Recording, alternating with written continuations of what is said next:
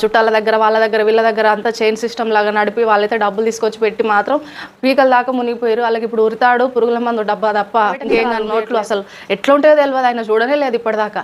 అట్లాంటి మనిషి మాయమైపోయాడు. చూపించి చూడండి ఇంత అమాయకమైన ముఖం నోట్లు లెక్క పెట్టి వస్తుంది, అందులో లెక్క పెట్టే ముఖమేనా అని ఎన్ని కథలు పడ్డది.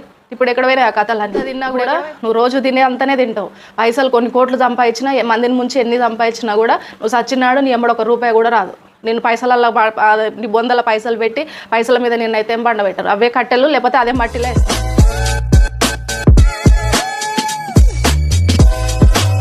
హాయ్ అందరికీ నమస్తే. సింగర్ మంగ్లీది ఇప్పుడు ఏదైతే వివాదం నడుస్తుందో, సంపత్ గారు ఎవరైతే ఉన్నారో బంజారా కమ్యూనిటీకి చెందిన ఆయన ఇప్పుడైతే చాలా సీరియస్గా ఉన్నాడు. మనకి లైవ్లోనే ప్రత్యూష రాథోడ్ అయితే కాల్ చేసి మంగ్లీ అమ్మాయికి ఊరికే కాల్ చేస్తుంది అనమాట. ఆమె అక్క అనుకుంటా అక్కనే ఎట్లా ఇరికిచ్చింది, లేకపోతే సంపత్ నాయక్ ఆ కమ్యూనిటీ అయినా కూడా ఆయన వీళ్ళ బాధితుల వైపు నిలబడి వాళ్ళకి న్యాయం చేయాలని చూస్తుండు. నిజంగా సంపత్ గారు చాలా గ్రేట్. ఎందుకంటే మంగ్లీ ఫస్ట్ అతన్ని అప్రోచ్ అయిందంట, నాకు సపోర్ట్ చేయండి, నాకు సాయం చేయండి. సంపత్ గారు అయితే ఆమె చెప్పినట్టు వినలేదు, ఆయన బాధితుల వైపు నిలబడ్డాడు. ఆ ఒక్క విషయంలో అంటే మా కమ్యూనిటీ వాళ్ళే కదా, మాకు ఇట్లా అన్యాయం జరిగిపోతుంది అని కమ్యూనిటీ గురించి ఆలోచించకుండా జనాల గురించి ఆలోచించిండు. నిజంగా చాలా గ్రేట్ సంపత్ గారు. ఇంకా ప్రత్యూష మంగ్లీ ప్రత్యూషకి కాల్ చేసింది కదా, అది ఒకసారి. మీరే కదక్క మొన్న అన్నారు కాంగ్రెస్ వాళ్ళ ఎమ్మెల్యే ఇంట్లో ఏదో బర్త్డే ఉంటే వెళ్ళాని, మీకే పరిచయం ఉంటారు, నాకు ఎలా పరిచయం ఉంటారు? గద్వాల్ సైడ్ కదా, నీకు తెలుస్తుంది గద్వాల్ సైడ్. ఒకసారి లేదక్క, నాకు తెలియదు అక్క. మన తిరుమలేశ్వరు ఉంటాడు. లేదు నాకు తెలియదు అక్క. కాంగ్రెస్ అంటే కాంగ్రెస్ కాదు వాడు, కాంగ్రెస్ అంటే కాంగ్రెస్ కాదు వాడు.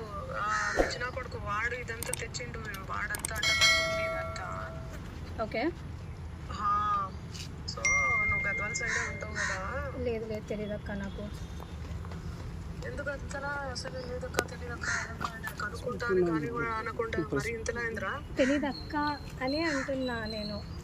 అదేరా, ఎందుకు కనుక్కుంటే అయిపోతుంది కదా, ఎందుకు భయం ఎందుకు అసలు? భయం దేనికక్క? దేనికి భయం? లేకపోతే దేనికి రా? లేదక్క తెలియదక్క, మీకే తెలుసు కదా. లేదక్క, ఈరోజు నేను 25th మార్చ్ రోజు నేను ఏదైతే మీతో మాట్లాడినో ఆ మంగ్లీ అక్క గురించి ఈరోజు వరకు అంటే నేను వింటున్న మంగ్లీ అక్క గురించి ఇట్స్ వెరీ డిఫరెంట్ అక్క. Very very very different. ఎందుకంటే చాలా మంది ఆమె ఎట్లా మాట్లాడుతుందో, ప్రత్యూష మాత్రం అక్క అనుకుంటే అక్కని మాత్రం పీకల దాకా ముంచింది అనమాట. నవ్వొచ్చింది నాకు. అంటే ప్రెస్ మీట్ పెట్టి పబ్లిక్ ఆమె ఫోన్ కాల్ చేయడం, ఇంకా బాధితులు ఎవరైతే ఉన్నారో పాపం వాళ్ళు 3 చనిపోయారంట అండి. అది ఒక్క విషయం అయితే చాలా బాధ అనిపిస్తుంది. ప్లీజ్ ఎవరు అట్లా చనిపోకండి. మనకి చట్టాల మీద మనుషుల మీద కొంచెం ప్రభుత్వాల మీద నమ్మకం పెట్టుకోండి. పైసలు ఈరోజు కాకపోతే రేపైనా సంపాదించుకోవచ్చు. నాకు తెలిసి మీరు కానీ డబ్బులు ఇట్లా మోసపోయినాం అనే విషయం తెలుసుకొని చాలా వరకు అయితే చనిపోతారు. ప్లీజ్ అట్లా చనిపోకండి, ధైర్యంగా ఉండండి. మీరు ధైర్యంగా ఉండి బతికుండి పోరాడాలా. అట్లాంటి మోసం చేసే వాళ్ళని మెడలు వంచి మీ పైసలు మీరు వసూలు చేసుకోవాలా, అట్లా ఉండాలా. అంతేగాని అస్సలు భయపడద్దు. వాళ్ళు ఎంత మంచిగా తీసుకున్నారో పైసలు అంత మంచిగా మీకు కట్టాలా. మీద ఇంట్లో జనాల దగ్గర ఇన్ని కోట్లు డబ్బులు తీసుకొని ఆమె అక్కడ రిసార్ట్లని లేకపోతే అక్కడ 10 ఎకరాల కాఫీ తోట కొనడానికి ప్రయత్నాలు ఇవన్నీ చేస్తుందన్నమాట.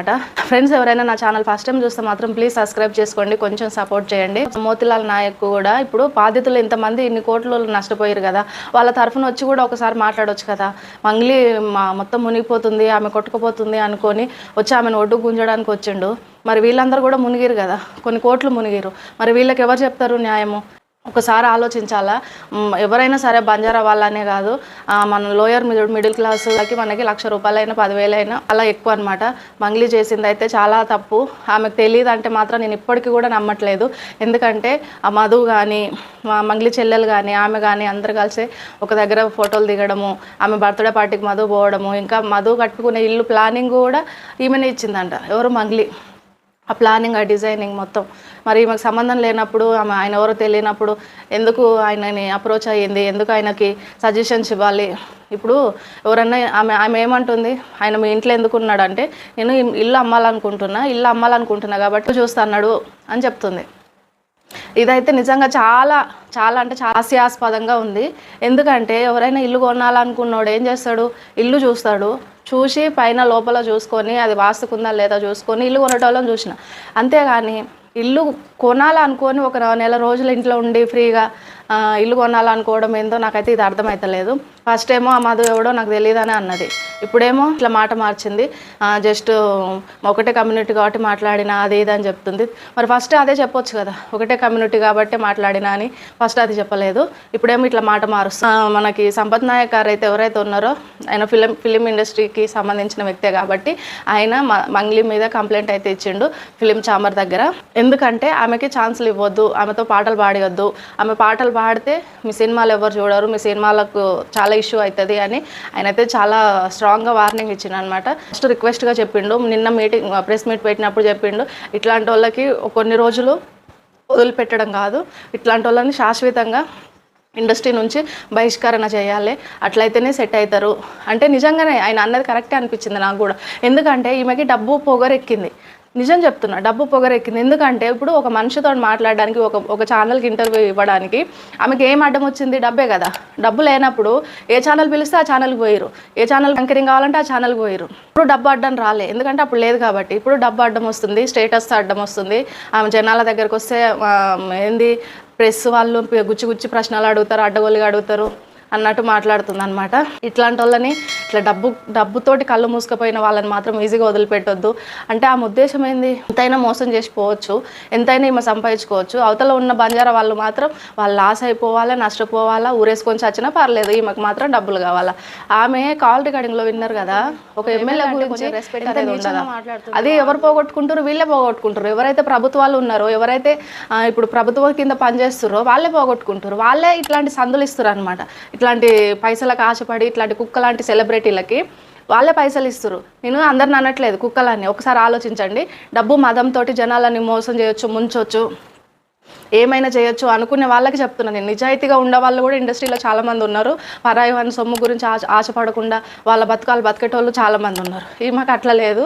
ఇప్పుడు ఈమె ఒక ఎమ్మెల్యే తోటి ఇంత ఇష్యూ అయింది, వాని వల్లనే ఇట్లా అయింది అని అంత మీడియా ముఖంగా ఎంత గలీజ్గా మాట్లాడుతుంది. ఆ ఎమ్మెల్యేకి కొంచెమైనా ఉంటే తెలివి అనేది, ఇట్లాంటి మనుషులతోటి నేను పోయ్యా ఇట్లాంటి మాటలు అనిపించుకుంటున్నా అనే ఆలోచన రావాలి. నిజంగా ఫ్రెండ్స్, డబ్బు ఎంత మంచివాడిన అంటే ఇవి మంచిదో చెడుదో మనకైతే తెలియదు, ఎట్లాంటి వాడినైనా కూడా మార్చగలుగుతుంది డబ్బు అనేది. డబ్బు లేనప్పుడే మనుషుల విలువ ఏదైనా తెలుస్తుంది. నేను ఏమనుకుంటున్నా అంటే మంగ్లీకి ఆమె చేసిందో చేయలేదో తప్పు నాకు తెలియదు. కాకపోతే ఎవరైతే నష్టపోయారో బాధితులు వాళ్ళైతే చాలా దెబ్బతిన్నారు, చాలా మోసపోయారు. వాళ్ళు లక్షలు కోట్లు తీసుకొచ్చి చుట్టాల దగ్గర వాళ్ళ దగ్గర వీళ్ళ దగ్గర అంతా చైన్ సిస్టమ్ లాగా నడిపి వాళ్ళైతే డబ్బులు తీసుకొచ్చి పెట్టి మాత్రం పీకల దాకా మునిగిపోయారు. వాళ్ళకి ఇప్పుడు ఉరితాడు పురుగుల మందు డబ్బా తప్ప ఇంకేం కనిపించట్లేదు. ప్లీజ్ ఎవ్వరు డబ్బులు ఇచ్చిన వాళ్ళు మాత్రం చనిపోకండి. ఇట్లాంటి మీకు ఎవరైతే మోసం చేసి తీసుకున్నారో అట్లాంటి చెత్తనా కొడుకులు రోడ్డు మీదకి వస్తే వాళ్ళ గుడ్డలిప్పి వాడిని తన్ని మీ డబ్బులు మీరు వసూలు చేసుకోరి. వాడు బినామీల పేర్ల మీద పెట్టినా ఎవరి పేర్ల మీద పెట్టినా తీసుకెళ్ళి వాడిని చెట్టు గట్టేసి కొట్టి మీ పైసలు మీరు వసూలు చేసుకోండి. ఇంతే ఫ్రెండ్స్, మంగ్లీ వివాదము ఇప్పటికి 20 రోజులు అవుతుంది. ఆమె ఎక్కడ పోయిందో తెలియదు, ఇలా వాళ్ళ తమ్ముడు ఎక్కడ పోయిందో తెలియదు. వాళ్ళ తమ్ముడు ఏకంగా ఎస్కేప్ అయ్యిండు, అసలు తప్పే చేయలేదు, ఎక్క పెట్టడానికి రాదు నోట్లు, అసలు ఎట్లుంటుందో తెలియదు, ఆయన చూడనే లేదు ఇప్పటిదాకా. అట్లాంటి మనిషి మాయమైపోయిండు. మరి తప్పే చేయనప్పుడు ఎందుకు పారిపోవాలా, వచ్చి మీడియా ముందు నిలబడాలా. ఆ అక్క చూపించి చూడండి ఇంత అమాయకమైన ముఖం నోట్లు లెక్క పెట్టి వస్తుంది, అందులో లెక్క పెట్టే ముఖమేనా అని ఎన్ని కథలు పడ్డది. ఇప్పుడు ఎక్కడ పోయినాయి ఆ కథలని, ఇప్పుడు ఎక్కడ పోయింది, మళ్ళీ అడ్రస్ కూడా లేదు. పోయి కూర్చొని ఉంటుంది, చెప్తుంటారు కదా సలహాలు ఇచ్చేటోళ్ళు. కొన్ని రోజులు కామ్గుండు, ఎవరైనా ఏమైనా మాట్లాడుకొని కొన్ని రోజులు అయితే సెట్ అవుతుంది, అప్పుడు తర్వాత మళ్ళీ వద్దు అని మళ్ళీ వచ్చి ఏదో ఒక కొత్తదంతా సృష్టించి మళ్ళీ జనాలను ముంచి ఎట్లా పైసలు తినాలి. ఎంత తిన్నా కూడా నువ్వు రోజు తినే అంతనే తింటావు. పైసలు కొన్ని కోట్లు సంపాదించినా, మందిని ముంచి ఎన్ని సంపాదించినా కూడా నువ్వు సచ్చినాడు నీ ఎమ్మడు ₹1 కూడా రాదు. నేను పైసలలో నీ బొందల పైసలు పెట్టి పైసల మీద నిన్నైతే ఏం పండబెట్టారు, అవే కట్టెలు లేకపోతే అదే మట్టిలో వేస్తారు. అర్థమైందా? ఎప్పుడైనా పైసా పిచ్చితోటి జనాలను ముంచాలి, వాళ్ళని ముంచి నేను పైకి రావాలని ఇట్లాంటి దుర్బుద్ధులు ఉన్నప్పుడు ఎప్పుడు బాగుపడరు. ఇట్లాంటి వాళ్ళకి దేవుడు ఎప్పుడు సహకరించాడు నాకు తెలిసి. ఎప్పుడో ఒకప్పుడు రివర్స్ అవుతుంది, ఇట్లనే మొత్తం కప్పలు చేపలు అన్నీ బయటపడతాయి కడుపుల నుంచి. ఫ్రెండ్స్, ఈ వీడియోలో నేను ఏమైనా తప్పుగా మాట్లాడుంటే క్షమించండి. ఎవరైనా నా ఛానల్ ఫస్ట్ టైం చూస్తే మాత్రం ప్లీజ్ సబ్స్క్రైబ్ చేసుకోండి, కొంచెం సపోర్ట్ చేయండి.